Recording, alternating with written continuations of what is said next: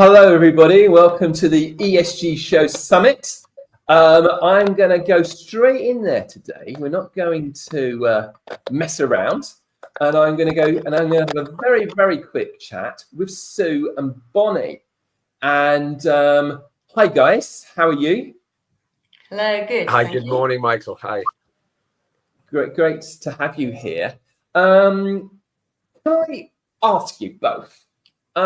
There's this big backlash against ESG at the moment. Is ESG dead?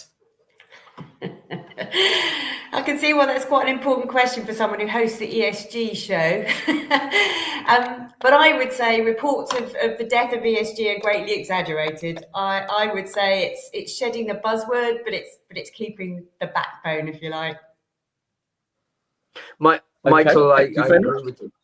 Michael, I agree with Sue very much. It's not dead. I think our collective autocrats around the world are the best advert for ESG, particularly the governance at the systemic level. Not dead, politicized, and wherever I think the third law of physics applies. Wherever there's an action, there's a reaction, and I think we should. Trump has been the best advert for ESG. An expensive one, but I think it's actually we're entering the era of authentic ESG, where all the cobwebs will be blown away. And ESG should be about culture change. It's not a set of drop-down menus and tick lists and compliance. It should be about culture change within asset owners. That's why we created it originally. So no, it's not dead. In vibrant health, but under attack. Okay, well, thank you, Paul. I should introduce you both, by the way. So, Paul, you kind of invented ESG, didn't you? Or is that? Well, my team did it. UNEP FI, brilliant young team back in 2002, 3, 4. I was headed that unit, and I guess my tabloid instincts from the 1980s. It should have been GES, governance, environmental, social, but we flipped it one May afternoon in my office in Geneva to ESG. And that's why I coined it, because I moved the letters. The team did all the hard yards and the substance and the work. But environment's sexy, governance is critical. At the end, social's the most difficult. Put it in the middle, protect it from the Milton Friedman-esque lobbyists, and there you have it. ESG 1, 2, 3, ABC is easy at all of that, and that's the story. There's no more science than that. It went from GES to ESG. Okay, thank you, Paul. And Sue, you were head of ESG at KPMG in a previous. I was on the board, and I came at it. So we could have had SEG. I didn't realise. Thank you, Paul, for friending up with ESG. So I came at it from a responsible leadership perspective. I worked with lots of organisations who were and leaders, senior leaders in organisations who were struggling to know how they could square this kind of doing the right thing, but also doing the right thing for their organisations, and how those kind of tensions played out. So I was the first head of ESG there, and I worked out our strategy, but then also the strategy for our clients. And Michael, if I can add, just very briefly, ESG was just a tool. It was created on the pathway to the UNPRI, the Principles of Responsible Investment. We launched for Kofi Annan in April 2006 at the New York Stock Exchange. So ESG just was one of the tools towards that, as well as the Freshfields report, the fiduciary ESG law report. It was about mobilizing asset owners, not asset managers, and that was where ESG came in. Okay, well, thank you, Paul. And before we close and we move on to the next part of today's show, let me do a little bit of crystal ball gazing. So I'm sure Trump will be delighted to discover that he's a great PR man for ESG. What's next, do you think? People are saying to me, you need to change the name of the ESG show. Someone came up with this phrase the other day, clean capitalism. I really like that. Can I jump in, Sue? Can I jump in? Can I jump in? Look, we've spent 40 years. We've had corporate social responsibility, SRI, we've had TBLI. What happens when these acronyms run out of marketing juice? They get dispensed off. It doesn't matter really in some ways what the acronym is. The systemic risks, both systemically, sectorally, operationally, and individually, are all still there, as is the upside. So let's get past the era of acronym and bullshit bingo on different letters. ESG is good, it's valuable, we can use it as a lens, and it applies from the systemic to the individual. let's be real and honest. And the next period is about authenticity. It's about reality. Sue, I don't know if you agree, but that's my feeling. I do, and I think if actually we're going into a next phase where things get moderated from some of the absolute extremes, which perhaps did grow a life of their own, I think that's a good thing. It's got to be authentic. It's got to be pragmatic, and it can't stifle business. It's got to be it's got to help business. Oh, that was very dramatic. Interesting acrobatics. A new era for it, I think. All right. Well, look, thank you very much, guys. Thank you. Paul will be joining us a bit later, and Sue will be joining us again very soon. But I thought that it's time to move on, and I'm going to bring on Renée onto the screen to introduce the show. Well, thank you all for joining and tuning in today. Welcome to the ESG Show Summit. My name is Renée Smits, and I'm going to be one of your hosts today. And today we are going to immerse you in the field of ESG. We'll discuss topics from greenwashing to AI, and from myths and legends to investing and everything in between. It's the chance to ask your boldest questions to our speakers. We have amazing speakers lined up. So please insert your questions, the ones you always wanted to ask, because this is the moment you can do so and get the answers. And as well, we will dive into topics like actually what is the origin of ESG, and just a little spoiler alert, no one these days, almost no one, got it right. And we'll take you along to this. So I'm gonna wish you a really nice day full of inspirational talks, and I hope you get the key takeaways to take on your personal ESG journey.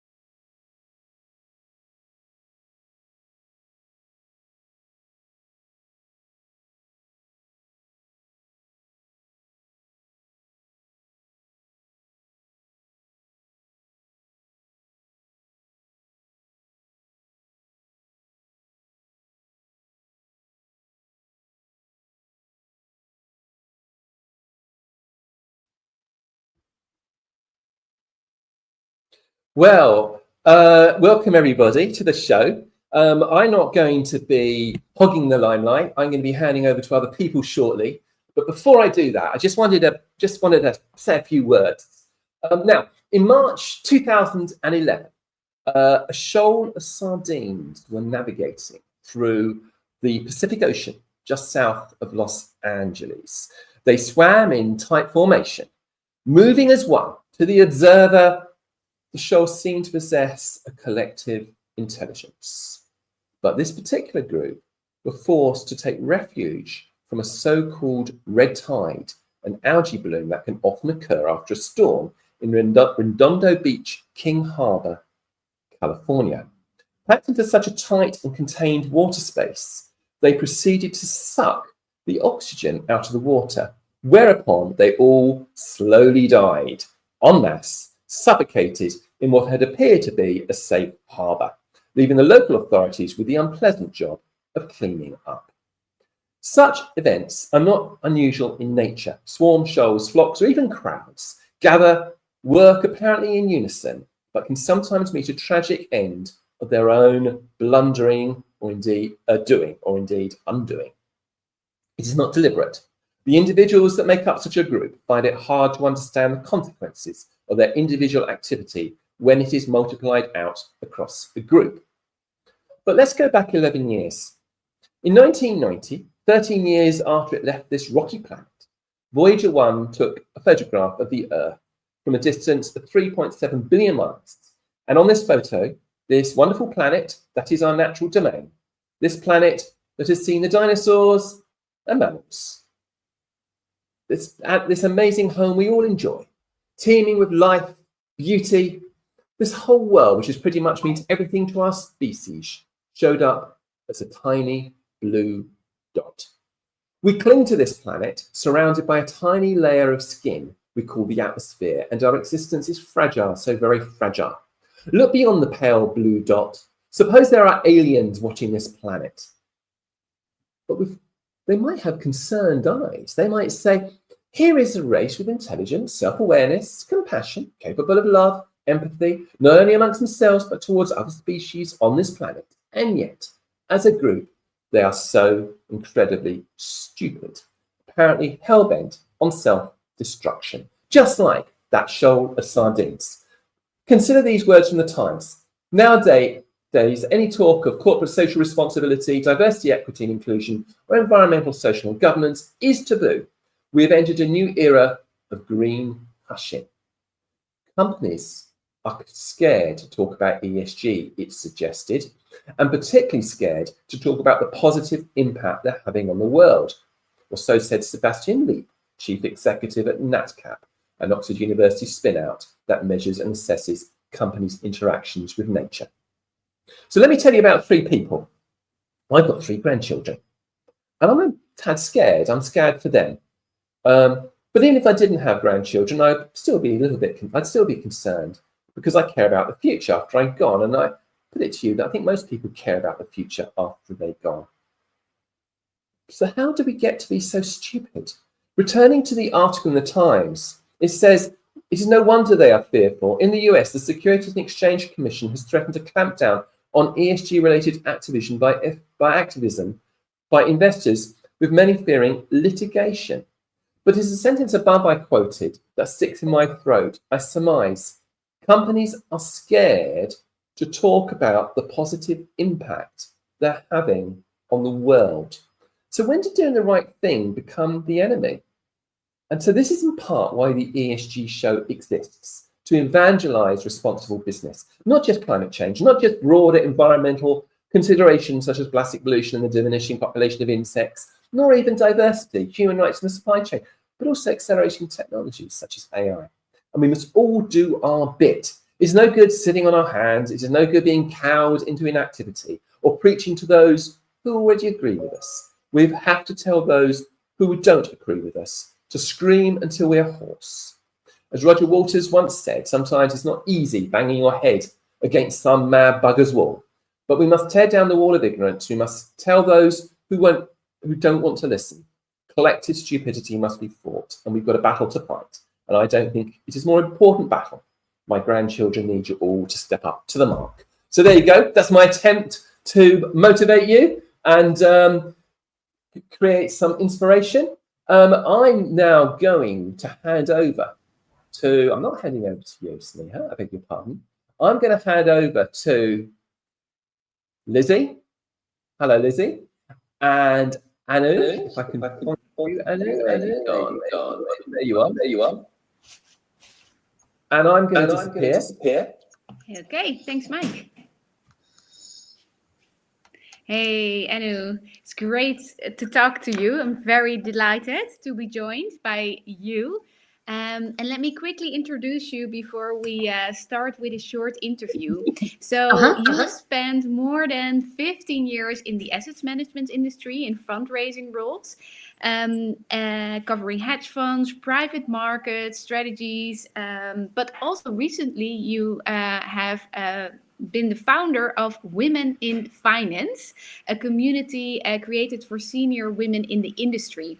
So very delighted to hear from you today about your experience, and I have the chance to ask you a few quick questions to get started. So my first question to you, Anu, if you had an ESG magic wand and no red tape, what is then the first thing you would change tomorrow? Great question. You know what? Sorry, I think there's a bit of an echo here. Is Is it echoing on your end? Is it echoing on your end? I'll put myself on mute. Yeah. Yeah, so it's not really, I wouldn't call it a magic one. I would say really ESG is a tool. And really it's a tool, like most organizations would think, it's to reduce risk, uncover opportunity, to guide long-term thinking, to align values with business models. And maybe I can give you a quick example, because I know we're obviously short on time, because it kind of makes sense when you put it into something more practical. I'll focus on the S of the ESG. Now, governance is key to reduce risk and cover opportunity in microfinance. That's sort of the industry I work in now. Now, within that, client principles, fair consumption practices, transparent pricing, grievance mechanisms, and impact reporting and social outcomes. Sorry, I'm so sorry to interrupt. Could you go on mute? I think you are on mute. Yeah. And to, align values. And so that was on the governance. Now, in terms of aligning values, financial inclusion for society, in particular, underserved sectors of society, empowering women, which is really, especially in the developing world, they form at least 50% of the small businesses that are in receipt of microfinance deals, microfinance loans. That's amazing. Yeah, it's so great to that you're really taking that angle and supporting that whole community. So, and I love your angle on like seeing it as one of the tools that we have. So great. Yeah. And okay, so the next one, how do you align ESG objectives with broader business goals, especially when you look across the large and complex portfolios that you work on? Yeah, I think rather than that, if that's okay, I would prefer to sort of answer the buzzword that I secretly hate in ESG. I think sort of only because given my role, yeah, I think it's probably more relevant to answer. And I think what I really hate about ESG and I don't hate ESG, of course. We're an ESG show. We run a strategy that's, socially aligned. What I really hate is the net zero target by 2050. I think it's unrealistic because to me, it seems like it's a long-term promise, but we're short on the plan. We've got a great promise, but where is the plan? And I think 2050 is too far away for leaders to be held accountable today, right? Because 2050, they're not going to be there. They may have been retired. They may not even be around on this planet. So really, I think my way would be that scrap 2050, have that as, of course, the final end destination, but have more shorter term goals. How do you lead to that long-term goal rather than pushing the bucket to the next person? Yeah, so really focusing on the first mini steps that you can do. Yeah, that would be that's great. I mean, in any long-term plan, you need to know what you're doing it for, right? And the actions of today count much more than the planning of. There isn't much visibility on where we are 5 years from now, 10 years from now, because those are the goals that shareholders can hold, senior management teams accountable for. Yeah, no, absolutely agree. So thinking about that long term, then what ESG trends, what future trends do you see coming up? With the biggest impact. I see.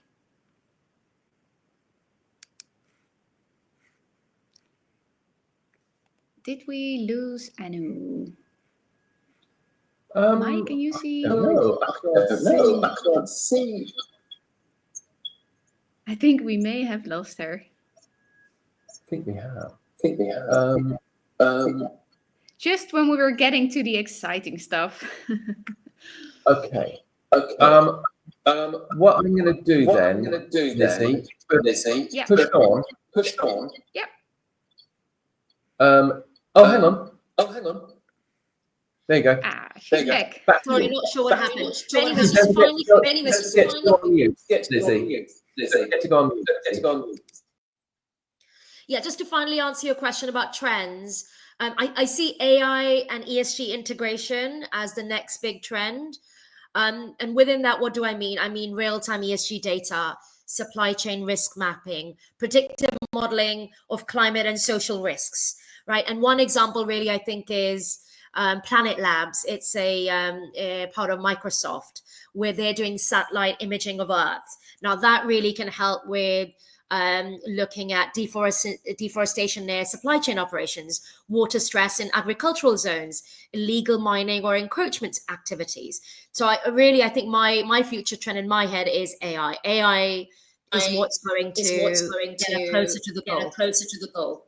Yeah, and I think, as you said before, that will also then help really with chopping it up in those smaller pieces and focusing on the actions we can do today with the data and the impact we have today. I think that's all from me. Great. Well, thank you so much for sharing your insights, and we'll speak to you later in the show. Great. Thanks. Thank you very much. Sorry about the echo there. And thank you, Lizzie. Thank you, Anu. Anu will be back on a little later this morning in the second session, where I'm going to be having a brief chat with her about diversity, equity, and inclusion. Lizzie, I'm trying to make you disappear, but I can't find you. Oh, there you go. Thank you very much, Lizzie, and I'll speak to you later as well. Now I'm going to bring on our panelists, because today we're going to be talking about compliance, and we're going to be talking about, I haven't missed anyone, have I? Oh, I've missed several people. I think I've got you all now. Oh, Anu, you're still here. I'm going to log off. Okay. Is that everyone? I think I've got Petter, Sue, Robin, Fred, Cecilia. Oh no, Cecilia's not here. Oh yes, you are. Yeah, I think that's everybody. Send me a WhatsApp message if I've missed you. Oh no, Robin's not here. Oh, there you are. You are there. So many faces. Before we go into the panel session, I thought we could play a game of hot and cold. And so I'm going to ask you a question. And what would be great if you could, I don't think it's going to be practical for you to all answer all of these questions. So some answer some questions and some answer another question. So has the EU, has Europe become the Silicon Valley of regulation? Who wants to have a go at answering that question? Sue, over to you. Can I break the rules? I'm going to go tepid, not hot or cold, because you can go tepid. I think that the guy who said that about the Silicon Valley, I think what he means is that he was saying that we in Europe tend to regulate the future rather than build it, and that we might be overdoing it, and so that would be hot. I'd agree with him, but the fact is, if we've got a totally unregulated future, that's a really scary prospect. I know you're going to talk about AI later, but at the moment, it feels like that's pretty uncontrolled, and that's just really scary. So I'm cold from that perspective, hence tepid. Okay, who else wants to have a go at that question? Have we become has the EU become the Silicon Valley of regulation? I'll go on. Look, I work in the global south and I work in Europe on standards and regulations. And I think it's very subjective. Just because we have a shift slightly towards one way, then of course there is a lot of people who are going to jump up and down and say that we've gone too far. There are many examples of countries with much greater regulation and legislative constraints to being able to run a business or to be able to live your life.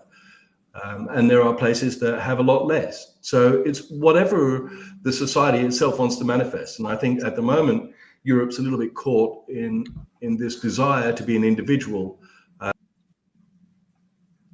collective action and collaborative action, and to think about, that we are all actually on one planet. And I think that's a little bit of a bitter pill for people to swallow. So they are going to jump up and down and say that we have too much regulation when they feel that there is constraint on their individuality, as opposed to perhaps wanting to think a little more collectively. Okay, thank you, Robin. And I'm going to ask one more person to answer that question, and then I'll ask another question to different guests. So who else wants to come in on has the EU become a Silicon Valley Well, I'm happy to go next. I think I love that framing, first of all. So I think Europe is hot on ambition, but cold on execution that way. So definitely wants to be the Silicon Valley of regulation with SFDR or CSRD, and even the due diligence directives. But too often, these frameworks, they have been built on complexity over clarity. And meanwhile, if we look at Asia that way, I'm just doing a contrast approach. So it's quietly also piloting what Europe is still drafting. So, for example, with the frameworks that EU has drafted, but Singapore and China, if we look at these countries, they are also building the working prototypes. So, yes, like Europe may be the lab, but the market-ready products, they're also being launched elsewhere, mostly in Asia. That's all from me. Thank you, Sneha. Okay, so let's ask another question. It's a similar question, but I'm going to ask different guests this one. And it was taken from the same article where someone talked about the Silicon Valley of regulation. And I think it was the former Belgian Prime Minister that said, we're seeing regulation for regulation's sake. Is that true? Who wants to have a go at that? Happy to start. I don't think we see regulation for regulation's sake, but I think there is currently a rethinking about how we use regulation, how we implement regulation, and what is needed to ensure that we also remain globally competitive. So there is a new Commission, new European Parliament, and these discussions, of course, reflect the geopolitical realities we see at the moment. So regulation as such has always been an asset for Europe, but in the changing political and economic environment, Europe also needs to adapt and ensure that what they do in the regulatory space, support also industry and companies and competitiveness. So that's, I think, is more what is going on at the moment. Okay, thank you. Anybody else? I can chip in, Michael. I think regulation for regulation's sake. One concept I talk about is policies to platforms. We need accountability once we come out with these policies, right? So we've come out from the Frost and Sullivan side. We call it the 6P framework of policies to platforms. There needs to be accountability, transparency, but also making sure we have a sense of inclusivity as well. Policies. We are seeing policies having a strong influence right now on products, for example. There's a greater focus on the design of products, focus on the footprint and handprint, two elements which are really interesting. The aspect on how regulations can also enhance productivity in processes. The use of digital tools in seeing how we can map energy, water, and resources, and look at the synergies between all of them. But the fourth P I talk about is people. Any transition and any regulation, for it to really make an impact, you need to get people on board. And when I say people, it's also important to address persona, because some of these regulations, sometimes they miss out on the personas. The needs of the personas are quite different. The awareness and the skills and how you really get that on board to ensure these regulations are implemented and they reach the end goal. And regulations also provide an interesting opportunity for partnerships. So the B2B opportunity should be seen as an opportunity, and how regulations can actually incentivize these partnerships. And the last P is platform. A greater role. I mean, greenwashing, has been a topic over the last few years, but and that's I think in the positive sense what the ESG kind of initiative is highlighting and is expected to bring is not just measuring, monitoring, and reporting, but the key element is verification. Getting it verified and making it accountable to the C-suite. Some organizations have done that. There's a lot to be desired, but also then this regulations can also facilitate the circular economy. We don't want to be in a kind of an era of dispose and use and dispose kind of an era, right? But I think that the other speakers also talked about when you talk about regulation on the ESG side, yes, I've talked a lot on the E side, but there's a lot to be done on the S and the G side. How you see the synergies and the opportunities of bringing the ESG together, and bringing those opportunities will be really exciting. Thank you, Fred. Michael, if I can chip in with a brief comment as well. I think it's probably not really regulation for regulation's sake, but it might have been also that we've seen some cases of getting ambitions mixed up with capabilities to some extent, because we have great ambitions, but we have also had some sort of over-ambitious kind of moves that have created a little bit of pushback sometimes, and kind of also led to some needs to adjust the course a bit. But there's also the question of whether you should always take the approach of regulating and setting the sort of setting sort of regulations for the companies, or if you should also look at more incentives for companies to take on board ESG and to really implement ESG measures in their business. Could you look at tax incentives, for instance, and so on, which would turn it to a more positive and a less kind of negative regulation compliance kind of discussion? Okay, all right. Thank you for that, Petter. I'm going to ask one more question, but I'm going to ask you to give a very, very quick answer. And I'm going to word it. I haven't really been wording it, so my question, so they're right for hot and cold. So I'm going to sort of raise my voice. I'm going to say, good compliance and opportunity. So hot or cold, good compliance and opportunity, a business opportunity.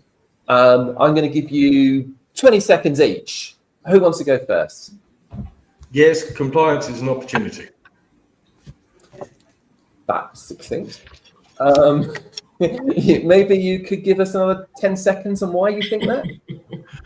Because compliance asks you to look over your shoulder. It asks you to look into blind spots. It asks you to go and check to see whether you did actually dig deep enough. And compliance is a requirement for quality. Without compliance, you will not be able to have a system which is comparable. You will not have a system which is in some way informative, and you will not have a system which is meaningful. Okay, thank you. Anybody else want to come in on that? I go hot, agreeing with you, because I do think better visibility through better data to meet the compliance requirements actually also leads to better business opportunities to really understand what's going on and make your business more successful and more resilient. All right, thank you. And I think I'll give one more person. Anybody else keen to answer that question? Petter. Petter. Thank you. I think the term compliance is a little bit maybe off-putting for some people, but I think you need to think of it in terms of opportunity and risk. I mean, if you're running a business, it's about managing risks and managing opportunities, and compliance is a way for you to as Robin said, to make sure that you are addressing this in a systematic and a solid way. So think more of it as business risk, business opportunities, and think less of it as compliance, is my take on it. Thank you, Petter. I'll come to you, Cecilia, and then I'll come to you, Sneha. Yeah, Cecilia. Just wanted to add that, yes, absolutely. It can be a clear competitive advantage. So it's also linked to how you communicate around compliance. A lot of organizations would focus on the negativity when they interact with policymakers and regulators. While if you look at it from a more competitiveness and the management of risk, you can actually build a very good business case around this, and again also attract other partners, clients and business opportunities. So it's all about how you view it and also how you communicate around this space.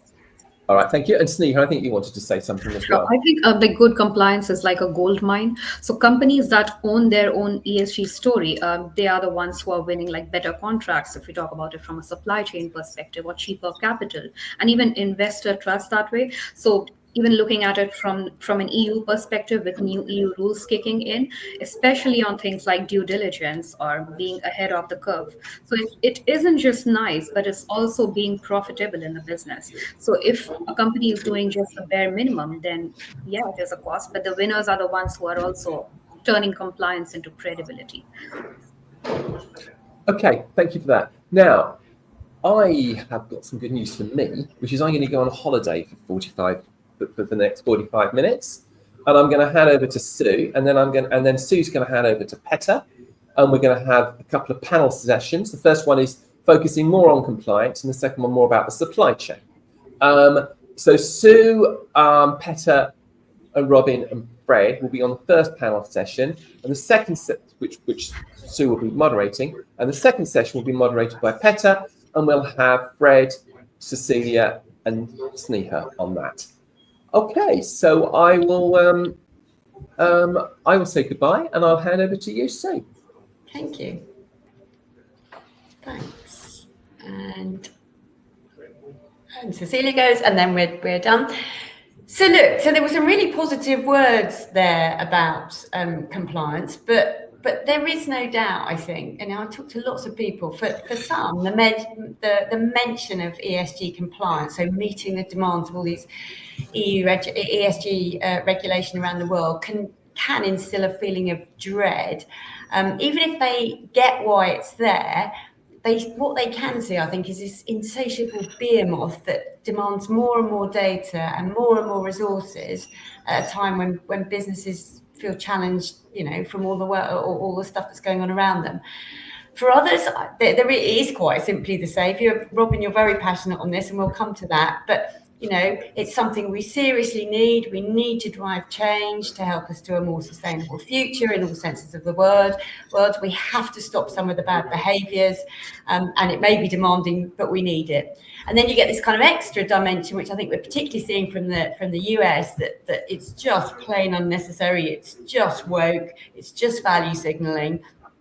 And it needs to stop. So what I'd like to explore in this next 45 minutes or so is who's right, and what is that likely to mean? What are all these different perspectives likely to mean for regulation and compliance in the coming years? What can people expect, and what's it going to look like? So I'm going to just briefly do little intros for each of you, so that people kind of understand the perspectives that you're bringing. So I introduced myself earlier on, but Robin, you're the author of the ESG Reporting Manual and an advisor. Thank you. Signed copies later, and an advisor to EFRAG. So you really bring that kind of angle.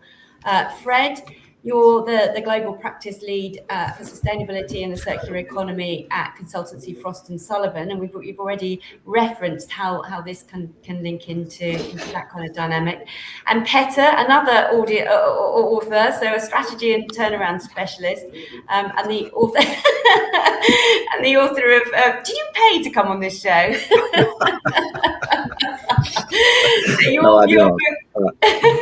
Your book is I thought I would have to follow Robin now. Unfortunately, I don't. It's a book off. So yours, I think, is called ESG Sprint: 7 Steps to Get Your Business Quickly on Track to a Sustainable Future. So some of those tips maybe will come through in the conversation. So let's kind of just start off and remind ourselves, if you like, why some of the ESG regulation does come in for so much criticism from some quarters. I mean, I'm not going to start with you, Robin, because you're such an advocate for it, but I'm going to start with you, Petter. Why do you think people are finding it tough? Yeah, I find that there's like a fundamental difference in how you can address this. You can choose to address it as that your business has to deal with a compliance challenge, or you can choose to deal with it in the way that your business has to deal with challenges, fundamental challenges that affect both your cost side and your revenue side of the business. There are risks and there are opportunities, as I just mentioned earlier. And I think if you only focus on being on compliance or being compliant, it's sort of a defensive mode in a way. You're responding to requirements that others are setting to you. Whereas if you address this as the challenge that your business is faced with and how this is changing, this will lead you to address it in a much more strategic way. I believe that this whole sustainability approach, or the ESG approach, if you like, if your company is not taking this seriously and addressing this seriously, it will affect how you are appealing to your customers. It will affect your ability to attract the best talent to work in your business. It will definitely affect the way you are able to get good financing for your business, because if you're not up to the right standards, you may not get financing at all, or you will get it at bad terms, because at the end of the day, banks and financiers are evaluating financial risk. And you can look at the insurance industry, for instance. You see now real estate value going down in Florida, for instance, because insurance premiums have gone up so much. But I mentioned customers, I mentioned employees, I mentioned financing.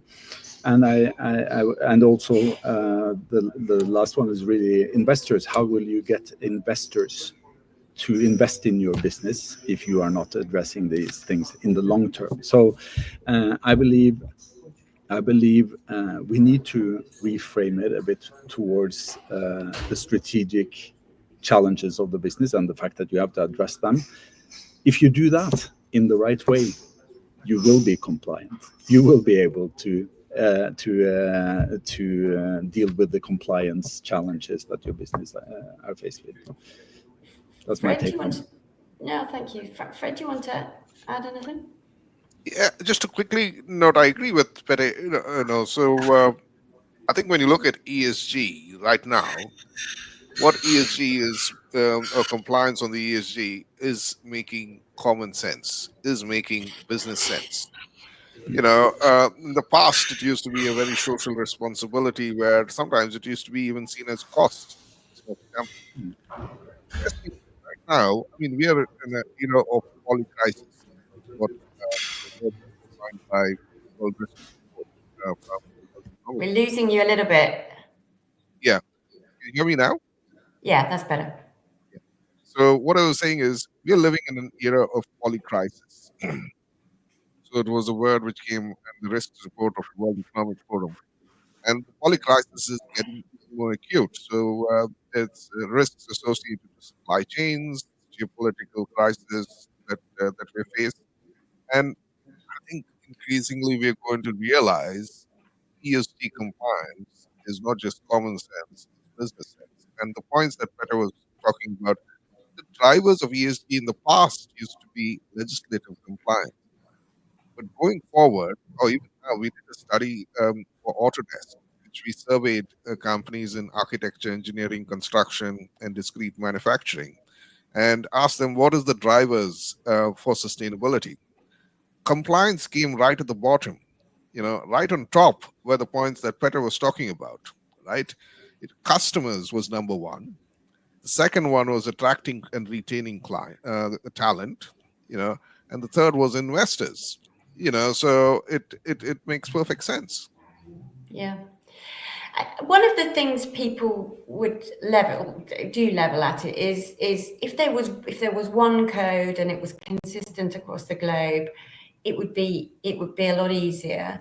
But the challenge at the moment is if you're in different countries or different parts of the world, there are different demands, and actually meeting them all and finding your way through that is a challenge. Well, Robin, what would you say to that? Yeah, look, ESG isn't an island. Yeah, it isn't a separate function within an organization. It has to coexist within a broader framework of our society, our governance systems in various countries and jurisdictions around the world. So, yeah, sure, there's going to be different perspectives. Yeah, sure, there's going to be different priorities. Not every country is the same. Not every household is the same. There are going to be different ways of doing things. Every organization has got its own take on ESG. And I think that's perhaps missed in a lot of the discussion, that you can't have identical ESG reports. It doesn't work. We're not going to end up with cookie cutter approaches to dealing with planetary boundaries. That's not going to happen. So I think that we need to be able to take a back step a little bit, perhaps away from the knee-jerk reaction of, oh my God, there's lots of regulations, there's lots of legislations, there's lots of things that we have to do now. And we're going to look bad if we don't do them, or if we don't do them in the right way. Then we're going to get accused of greenwashing. Well, there's a lot of negative downside. And I think perhaps that's overemphasized rather than looking at the potential opportunities for being able to address issues that are very obvious. I don't think there's anyone in the world really sensibly could argue against climate change, and whatever causes, is a different issue, but it's real and it's apparent. And we do have social problems, and we do have governance issues, that they manifest. So I think ESG needs to be flexible enough to take into account those different variables and those different circumstances. And I think it can. I don't think we want to create rigid form. I don't think we need to create rigid structures. But we do need to have some commonality. Yes, so that they're not fighting against each other, but swimming in the same sort of direction. I think I would agree with that. I think one of the challenges maybe is for different types of organisations, and I see, I talk to large organisations, big multinational, big global organisations, who have their own take on this and some of the things that you're saying. Where I see it more challenging is with some of the SME community, the smaller businesses, the startups, the scale ups, the smaller minnows in the supply chain are finding this, I think, very challenging. Petter, do you have a perspective on that? Yes, I think, sort of the initial thinking in many cases among smaller businesses have been, especially with regard to new regulation, that this doesn't really apply to me yet. It applies to the bigger businesses, and we will deal with this when we have to. On the other hand, what is really happening is that even if you're a small business, you're usually, in most cases, part of someone else's value chain, someone else's supply chain. So if you're a small business, you will have big businesses who come and knock on your door and say, what are you doing? Because we have to show what we are doing throughout our entire value chain, our entire supply chain. And this of course puts pressure, but it also creates opportunities, because it gives smaller businesses the opportunity to try to move quickly, be agile, and be appealing to the larger players throughout these supply chains, so that they can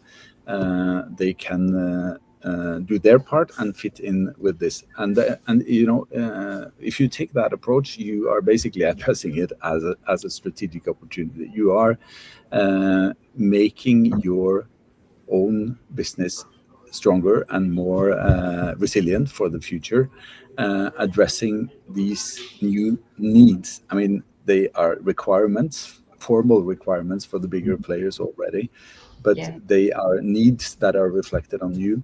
And so I think, again, it's important to look at this as an opportunity also to differentiate yourself, even as a smaller player, and understand what requirements your partners throughout the supply chain, what their needs are, and how you can fit in with that. And some sense of prioritization, I think there. So because you're not being regulated, but so working out where the real commercial angles are and focusing. Fred, I think you mentioned partnerships when we were talking earlier on in the hot and cold game. What would you add something to that? Yeah, I think one of the kind of positives that we've seen on the policy side on the ESG is it is becoming, what should I say, it's adapting to the situation. So we've had really now revisions of the policy, right? It's good now that the small businesses are excluded from certain compliance measures because it is too expensive, as you rightly said. So I think the 80-20 principle needs to be applied here. So as long as we're addressing the organizations which account for a significant impact, on the ESG side, and have the resources to be able to report and implement on the ESG side, good.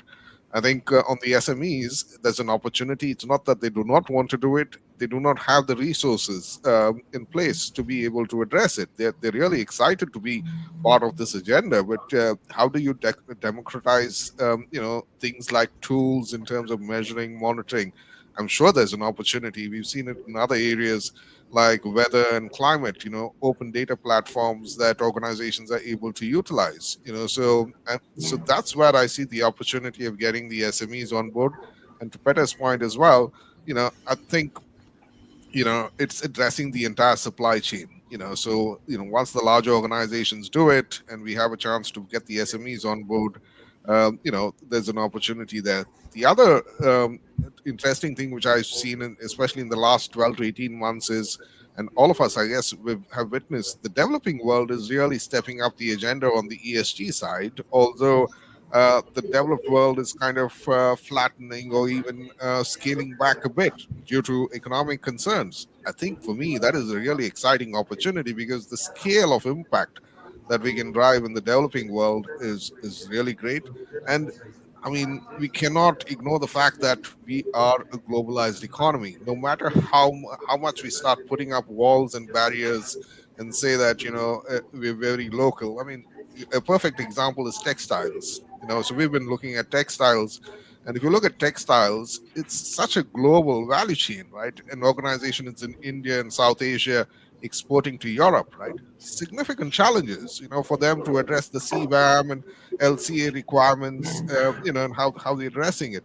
But I think, if we are imposing some of these policies and regulations, there should be an opportunity for providing the necessary tools, for these organizations to implement them because they want to do it, because it is business imperative. Some of these organizations, if they do not, it's a matter of existence and jobs and livelihoods of the people in some of these countries, right? So it's an exciting opportunity, but it's great to see that the developing world really now stepping up on the agenda here. Do you see anyone stepping into that opportunity to provide those kinds of platforms and tools? Well, I mean, AI is something everyone's talked about, right? Yeah. And here is where organizations like Google, Meta, and the likes can really take the agenda. We've seen examples where they've used AI for energy, water, and other environmental issues. Now, here's an opportunity where they can really do it on the ESG side as well, to take the step.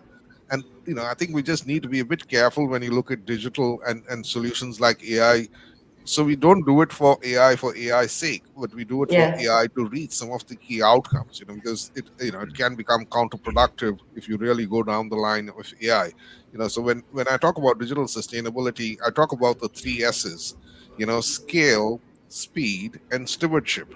It needs to tick all the 3 boxes, not only doing things at scale and speed and getting savings, but making sure there is a key element of stewardship, because we don't want to create a problem by addressing one of the problems.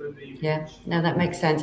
I'm going to come on to one of the other criticisms leveled in a minute. Just remind people who are watching us, you have an opportunity to ask questions to our panelists. So just put that in the chat, and I'll pick up any questions that anyone raises. So we've talked about some of the sort of lack of consistency. We've talked about some of the resource challenges, and so on. I want to pick up on another one, which is data. One of the pushback, I think, in the US on some of the standards coming in has been around scope 3 emissions. So emissions not caused by you as an organization, but further up in your supply chain. And a plea by companies really not to have to report this stuff because it's so much based on estimates and guesstimates and whatever.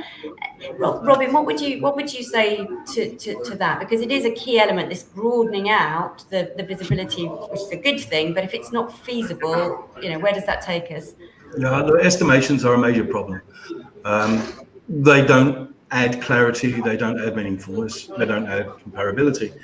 And of course, when you're dealing with SMEs and complex change, estimations are inevitable. So we're caught in a bit of a paradox here, that really, on the one hand, we want to be able to do the right thing, but on the other hand, we don't really have the data or the tools to be able to do it. So it's going to take time. And I think this is something that I stress again and again with the organizations that I work with, that there is no magic fix. There's no overnight solution. It's something we have to work through.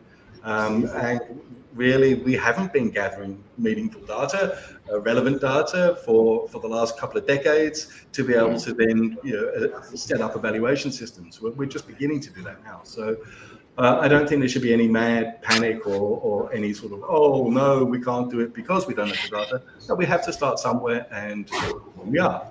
Now we're starting. So. Yeah, and I would say that working with companies, that first year on some of these topics is a literal nightmare for them because they don't know where to look. The data is typically embedded across the organisation. It's not like financial data that sits in one place and you press a button and you get a set of accounts. And there's a bit of background noise somewhere. I don't know. So I agree. I think it's a bit of a journey, and I would encourage people to start, find out where they are, and then just make it incremental. But so would you be supportive then of some of the moves to defer some of the reporting requirements on this, particularly scope 3 and so on? Do you think that's the right move? I think that's problematic because you're taking one brush and applying it to every sector and every scenario. And that in itself it kind of betrays the intention of identifying principal impacts. So if you're going to do a double materiality analysis, then obviously you're going to be looking at the areas that you have the greatest impacts and the impact upon you financially. And you cannot say that for every sector it's going to be the same. Of course it's not. And for every organization it's not going to be the same. So I think that we need to try and balance this. Well, where are the major impacts that we are dealing with? What sort of systems do we need to be able to incorporate monitoring and evaluation systems and then report them in an appropriate way? And that's kind of case by case. I see a lot of investment from larger companies to support SMEs to be able to gather data. I think that co-investment, the partnerships that are developed, make a greater resilient business model, and that I think going forward is the only way we're going to be able to collect sufficient data to be able to say, well, these are the impacts, and we have evaluated them. But biodiversity is a really, really obvious one, but we don't really have biodiversity information. We don't really have accessible models, especially for SMEs. But we know we have biodiversity impacts. So, okay, we have to start perhaps with a very simple framework to start off with and then build into it. Yeah. Okay. No, that makes really good sense. And it just takes us to sort of perhaps a final criticism of the sort of compliance piece, the regulation piece. Again, I think this is playing out a lot in the US. This woke question, is it just woke? Is it virtue signaling? Is it just painting a bit of green on your organisation? Is that fair? Petty, you smiled. What would you say to that? I think first of all, this labeling of this topic as woke, I find that to be completely ridiculous because this is about business sense. I mean, you could even turn the Milton Friedman doctrine and say it's an argument for ESG because the classic Milton Friedman doctrine basically says that the only responsibility of a business is to make a profit for its owners. I would argue in the long term, you will not be able to make any profit for your owners unless you adequately, solidly address all those points that I mentioned earlier about your customers, your talent, your financing, your investors. And this is something that this is not woke at all. This is about building competitive strength and making your business strong and resilient for the future. Could not disagree more with the woke term. Anyone else? Yeah, totally agree. I point out there's probably 4 non-woke people sitting in this call right now. And that to me is testimony that when you look at the professionals that operate in this field, there really isn't a lot of work going on. So yeah, I'm with you, Peter. I totally disagree with it. Good stuff. So Michael, you've appeared. I guess our time is up. Yeah, that's called a hint. I thought I was sticking to time, but maybe not. No. Well, no, you were doing well, but we were a little bit early. We started early, so I thought I would. But I mean, yeah, thank you for that. What I'd like to do is hand over to Petter. Cecilia, are you there? Hello, Cecilia. Oh, there you are. So thank you, Sue. Although you're still there. Thank you very much, Sue. Speak to you soon. Yeah. When I find the button, I will make you disappear. I can't find the button. I've got so many buttons here you wouldn't believe. And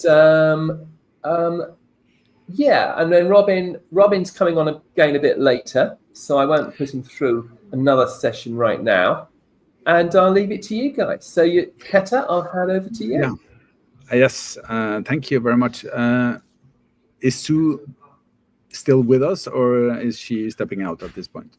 She's stepping out. Yeah, she's stepping out. Okay, well, we'll continue and we will take the discussion a bit more over into the topic of supply chain.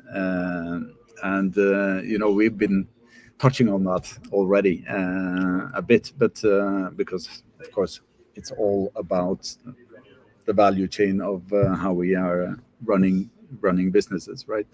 And but I think when we talk about supply chain, it's we cannot really avoid getting into the topic of the global disruptions of supply chains that we've seen in recent weeks and months. So maybe that's could be a suitable starting point for this discussion. And I wonder if I could start with you, Fred. The disruptions that we have been seeing lately and the kind of reorientations that have been driven by political decisions and tariffs and all this, and the repositioning that companies need to do with that. In this kind of a context, do you think that the ESG considerations and the sort of improvements of supply chains to be more sustainable are these considerations getting more or less significant in the environment that we are in the middle of right now? I think it's definitely playing to the benefit of the ESG agenda. The recent kind of developments that we've seen, supply chain disruptions especially, have led to significant increases in commodities, materials, energy, the inflation crisis as well. So as a result, you've seen lots of companies and organizations looking inward, going back to the drawing board, literally, to see how are they designing the products. What are the kind of materials are they using? Is there a way they can actually look at sourcing locally? What are the kind of recycled materials, feedstocks that can come? There's a slight tricky element that currently in some kind of materials, the recycled materials are definitely much more expensive than the virgin materials. So there's an opportunity, I think, from the previous panel as well to see, and I think the point which you made, not only looking at policies, but what kind of incentives we can provide, for organizations to really work on that, But I think initiatives such as the LCA need is really exciting. The life cycle assessment for some of the products, product passport mechanisms, So all these elements really will address some of the challenges that we see on the supply chain going forward. So you think that at the end of the day, all the turbulence and the disruptions that we have now can lead to something positive from an ESG perspective? In some sense, there are uncontrollables. Say, for example, the lithium pricing. There were different market forces at play when we looked at the lithium element over the last 12, 18 months. So there are different market forces at play. But where some of these what we call as controllables, or the ones which people can have control over, they will have certainly a positive impact on sustainability in some of the sectors. Yeah. Cecilia and Sneha, you have any comments on this you want to chip in? Yes, I think there are a lot of advantages in this for Europe specifically, given the political volatility and the tariffs coming from the US. For companies, I think it's all about understanding that you need to work with different jurisdictions to kind of de-risk any kind of supply chain shocks, and that, of course, for companies in jurisdictions. Work with one company in Mexico, for instance. They are starting to look, naturally, of course, they work a lot with US companies, but given the volatility, some of them are now saying, well, we need to look at Europe, and we need to also kind of combine those type of relationships in a wider geographical frame. So I think that's something we see as a result.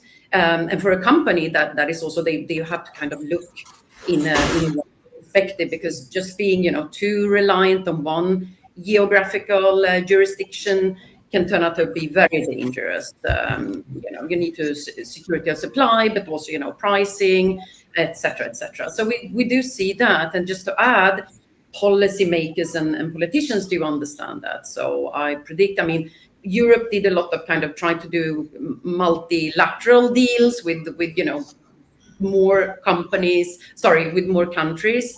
But I think we're going to see more and more work also on a bilateral basis, because, of course, some of the ESG requirements have been a hurdle to actually ensure that we have trade deals, because, coming up to some of the European requirements can be difficult for some jurisdictions. That doesn't mean that ESG considerations and that type of legislation will be less important. It just means that, working might be bilaterally with some countries can help that situation. So I predict we will see that. So it's going to be like a political push, but also kind of a business incentive to look in a wider context. Yeah. Great, thank you, Sneha.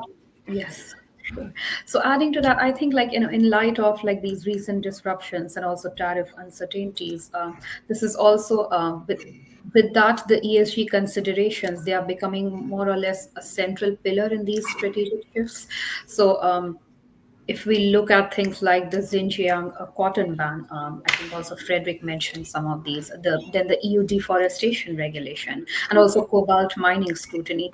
These have also shown that supply chains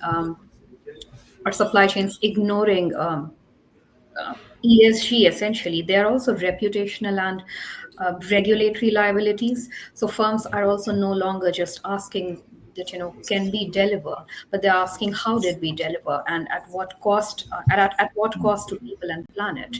So ESG at this stage is also now becoming more of a filter for risk, and it's not just a narrative and in terms of the reporting standards. So essentially, it's also not just about regulation. Like consumer and investor expectations, they have changed. In fact, the Rana Plaza, which was after COVID, so reports of forced labor, looking at it from completely an S perspective, there were reports of forced labor in solar panel production. So stakeholders, they're also demanding accountability deep into tier 2 and tier 3 suppliers that way. So companies like H&M or Nestle, even Apple, they are now embedding ESG metrics directly into supplier contracts, then also audit protocols, and even dynamic pricing models. So I'd say that these laws are also putting real teeth into ESG compliance across supply chains. And it's also if you can't trace it, then you cannot trade it. So I'll just end it. Yeah. building on that, Sneha, my next question for you: how do you think that, as we've touched upon earlier, also there are changes that need to be done across the supply chain, and they involve significant costs in many cases. How do you build your business case for this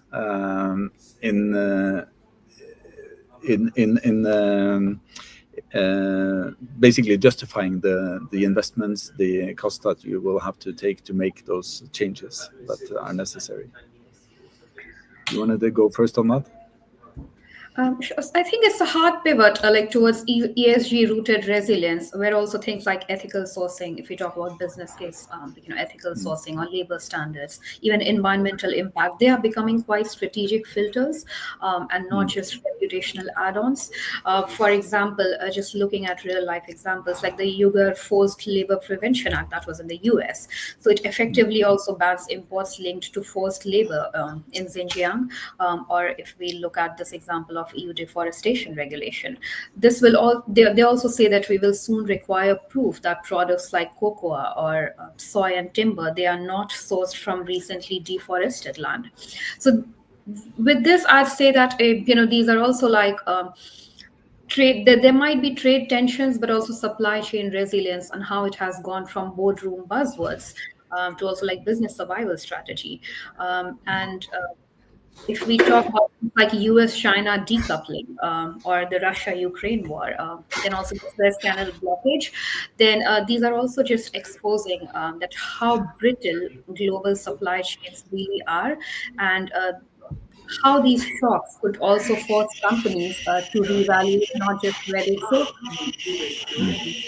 but also how. So ESG is also moving from like being on the periphery to the core of the strategy shift.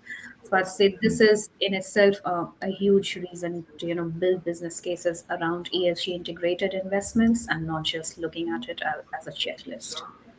Yeah. Other thoughts on this? Thank you, Sneha. Cecilia, Fredrik. What about the impact of it on ESG ratings, for instance, and when you're building a business case on this?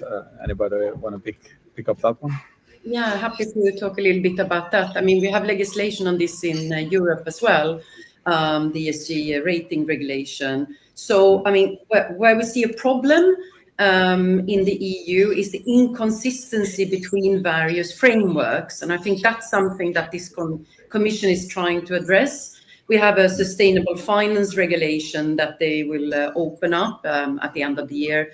And, looking at that and how that matches with, let's say, the corporate sustainability due diligence directive, with the CSRD, and also, the requirements, because investors are, of course, subject to reporting requirements. And then in turn, they are rating and looking at companies. So, that the data points here need to make sense across the board. And we can see that that's not always the case. And I think that's a point that is missed now, because, of course, we have the omnibus proposal in the EU where, it's very controversial. A lot of various political groups have, very different views on this. But I mean, all this can lead to a more positive space where we actually kind of match, let's say, what companies do internally with, what investors are looking at, and also what they are subject to, the kind of regulations they are subject to. So if we can build a more coherent framework, I think it would be better for every actor in this space. Yeah, I think. Thank you. Just to add to what Sneha and Cecilia mentioned better, I think when you're looking at the supply chain, especially, it's quite important to get all the parties on board. That's when it really comes to being. To give you an example, what happened with the plastics economy. It was the FMCG companies who came about and said, we want to set these benchmarks of recycled content on plastic packaging because, and they were also responding to the customers, because customers were really realizing the kind of impact that they were causing by kind of picking products which had plastic packaging. But what that movement really created was an entire kind of value chain which came on board. The FMCG companies investing in the recycling plants, making sure that the recycled materials comes back into the upstream of the supply chain. So that the entire cycle, really drove the circular economy there. Of course, there were some market forces which are beyond their control. As I said, the recycled material sometimes costing more than more than the kind of virgin material, right? And this is where sometimes the policymakers need to come in being. I saw a very interesting example in the reuse of electrical equipment now.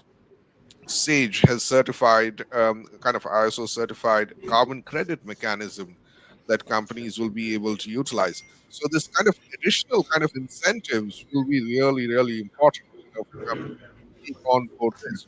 Why would a company kind of reuse electrical and electronic equipment? Some of our research has highlighted companies like HP, for example. They've created a totally new business line for refurbished and recycled electrical equipment. And as a result, that business line has been so successful that has also kind of improved their margins. So, and this is where, to the earlier conversation we were saying, ESG is not just common sense, it's business sense, right? It's making business sense right now, right? And also the bigger brands getting onto the sustainable finance, the climate finance is accessible. How do you position some of your products and your initiatives to get into the climate finance? I think H&M backed a kind of a startup which has raised close to 100 million in funding. This is a significant funding, right? Polyester to polyester recycling, right? So this is a big brand backing a startup and getting the 100 million into the equation. So the green taxonomy, I think, is quite an exciting initiative. It's gradual, and to your point and to the previous discussion, it's going step by step. It's taking industry at a time. Yes, it will not be perfect. It can only get better as we go forward. And interestingly, many of the countries around the world are using the green taxonomy to funnel and shape investment when it comes to sustainability. So such frameworks, I think, are certainly going to be very, very important. Yeah. And Peter, I think just linking this to the ESG rating, I think this is an excellent point to bring into the discussion, because especially, we do want to tie the operational reality of supply chains to ESG ratings or investor perception and even capital flows this way. So it's also the supply chain disruptions that we're talking about. It doesn't just affect delivery timelines, and they can definitely dent ESG ratings that way. We've seen companies which have been downgraded due to unverified sourcing from also like the high-risk regions, or even labor rights violations at supplier facilities, and then there's lack of climate resilience in upstream industries. So rating agencies, if we talk about MSCI or even Sustainalytics, they are increasingly also flagging these as material risks when we look at it from an ESG viewpoint, and this is especially under the S&E pillars. So, and with new regulations, essentially like the EU CS Triple or even the US forced labor laws, the lack of supply chain transparency, I think, it isn't just like an operational blind spot at the moment, and it's more like a red flag right now in ESG scoring agenda. So investors are watching, and we also see that a weak ESG rating, that way they can push you out of Article 9 or Article 8 funds, where the mandate is 100% sustainable investing. So this also triggers divestment. Then it also spikes your cost of capital. And to just end it, I'd say that disruptions, they aren't just logistical, but they're also very reputational and very financial from an ESG ratings and how investors are perceiving these entire risks. Great, thank you. There are a couple of other topics that I would love to address if I'm going to try to make sure we have time for it. One is collaboration across the supply chain, because obviously supply chains are getting very, in many cases, quite complex, and they are crossing multiple geographies and industries, and there is a need for transparency. There is a need for collaboration. What are some successful approaches to this, or some best practices that you have seen and that others can look at for both learning and inspiration in terms of improving their supply chain operations? Who wants to go on that? Yeah, I can kick it off, Peter. I think you're absolutely right. I think it hits the fifth P of my 6P, which is partnerships, right? Collaboration. Sustainability is quite a complex challenge. But when you see it as an opportunity, it's an excellent opportunity for different parties to come together, not just to solve a problem, but also benefit in terms of a B2B opportunity. And that B2B opportunity is really crucial for a collaboration. Because sometimes collaboration becomes a word where it's not very structured in a manner, and possibly it's just a bit flaky, right? But partnership then is a slightly better word, where you're kind of formalizing it. It becomes a bit more tangible in terms of what you're trying to achieve from that, right? So what does each party bring to the table? And getting the right partners as well. Collaboration is quite key when you're looking at key collaboration when it comes to this. Digital sustainability for me is quite an exciting space. This is where I see, some of the initiatives that even Google or Amazon are setting about in terms of the accelerators, I think is quite key, because at the end of the day, yes, some of these startups and accelerators they're trying to promote will end up using some of the products of Google and Amazon, but at least it is providing a platform and a means for these startups to come together, co-create, and tackle some of these key challenges that we're trying to address. But I think with digital, you will see this entire scale, speed, and stewardship. I always keep harping about the 3 S's of digital sustainability, because I think digital has some untapped potential, when you're looking at scale, speed, and stewardship. I mean, we did a piece of research when we looked at cities. Cities anywhere in the world are looking to achieve net zero either by 2050 or 2070, depending on where you are in the world. But cities have this key challenge in terms of what is the greenhouse gas emissions in the real time, because most of the models that they have is either Excel data or not fit for purpose data for them to actually utilize and create climate action plans. And we've seen some really exciting solutions developed in the combination of satellite imaging, AI, and kind of ground level sensors, which is providing these city planners with not just accurate information, but also targeted information and data, the point which we talked about in the previous panel as well, data with which they can make some actionable plans. And more importantly, they can also use these tools to see if these plans are delivering the results. So it's all great that you have a climate action plan for a city and you're trying to address a kind of a mitigation or a plan, but is it then providing the desired results? And if it is not, how do you actually pivot and change? So this entire real-time information, and data is playing a key role. And the other one is on supply chains. I'm quite excited about companies like SAP on the track and trace side. That is really phenomenal that we're going to see. Imagine you're getting the data right from the extraction of a material to its production, to the use in a product, and to its end of life. That can really catalyze change across the value chain when you're looking at sustainability. Yeah, great. Cecilia, how do you see this from your perspective there in Brussels? Yeah, I think, there was a couple of interesting points in this, because, it ties back to the compliance, the previous session as well.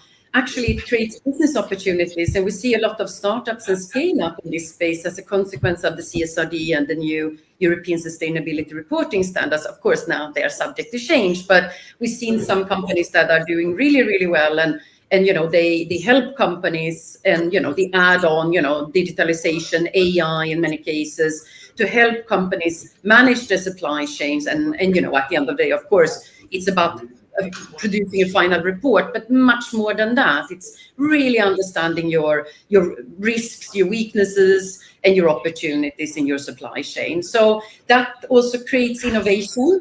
So that is a space that I think we talk very little about. And a rollback in this space, of course, means that some of these companies will struggle a little bit more. That doesn't mean, we have to ensure that the regulatory framework is, it's about, being the best framework that we can have, not just creating business opportunities because of complexity. But I just wanted to mention that because that is an important point. Another one, just wanted to tie back to the taxonomy. I think that's really a great point. We will see a lot of changes around the taxonomy and what is considered, sustainable finance. And one aspect I want to address here is, of course, on defense and the defense industrial spending. That we are very likely to see that, moving into a space where it's considered you can use sustainable financing for supporting those kind of initiatives. So there are a lot of interesting changes at the moment and business opportunities as well for companies and other organizations. Yeah, great. I would like to jump on to one last topic before we wrap up, and that is transparency and technology. And just a quick round on that in terms of, because you also mentioned a moment.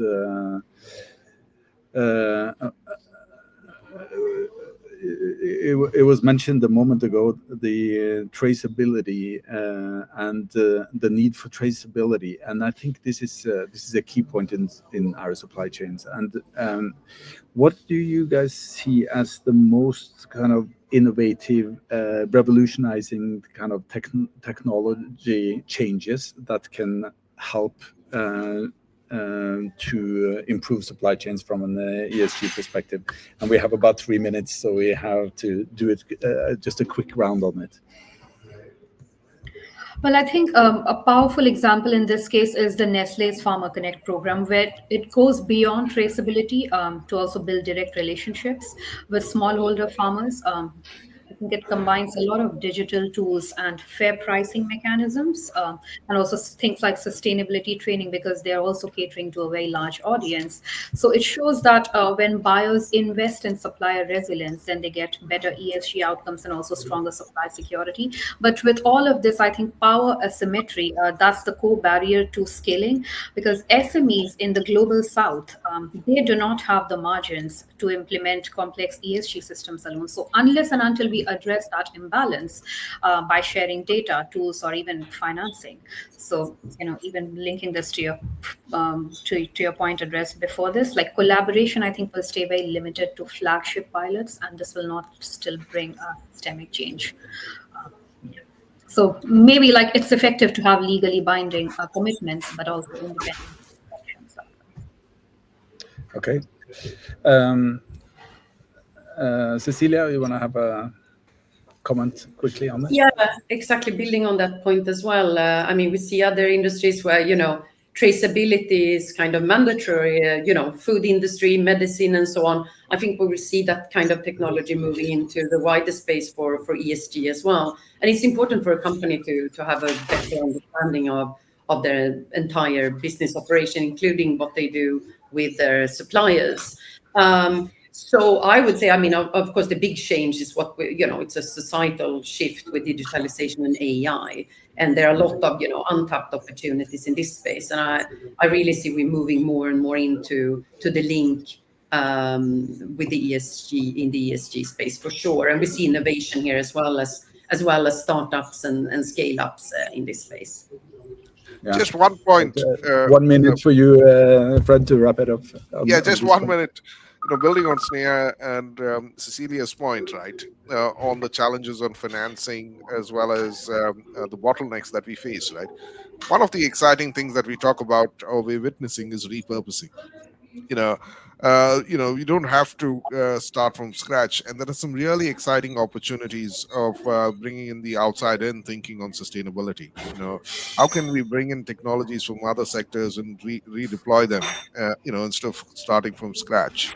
And on the track and trace side, one of the companies we've been working, Security Matters, quite an exciting startup who've been working on with companies like Intel on the microelectronics side, but also now on the plastic side and the textile side, right?